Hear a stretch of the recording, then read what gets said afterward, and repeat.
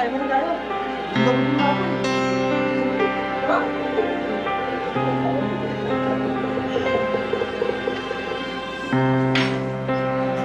O pare, maganda na problema mo.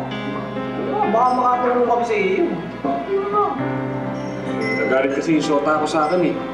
Nagpunta kasi ako ng party. Hindi ako nagpaalam. Aba, hindi mo problemahin yun. Pero problema mo yun, lalaki ng ulo nun. Oo nga. Medyo nakakasakal na rin kasi. Tama. Kaya naman ang hirit at tao ka rin sa blade na naman. Kung maniniwala ka diyan, makalim pa, tawagan mo, tol. Pag-sorry ka, yan ang gusto ng babae. Wala ka sa akin. Oo nga. Eh, hindi naman ako matitiis nun eh.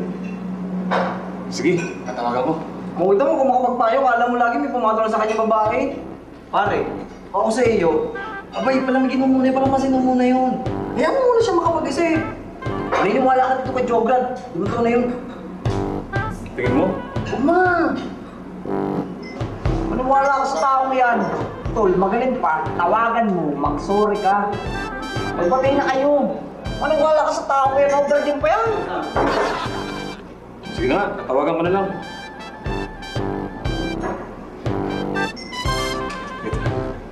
Hello? Sorry na, mahal ko. Sorry na, mahal ko. Hindi na mauulit. Hindi na mauulit. Ikaw lamang at wala nang iba. Ikaw lang ang pinakamamahal ko. At wala nang iba. You're my one and only. You're my one and only. Teka lamang. Abay, inuulit mo na sinasabi ko eh. Ini-English mo lamang eh. April ka rin eh. Epal ka rin eh. Ano bang April? Hindi ganyan yung ibig ko sabihin. Hindi ka kasi kapanipaniwala eh. Hindi ka kasi kapanipaniwala. Kaya mo nito ah. At sorry, hindi yung gusto kong sabihin talaga.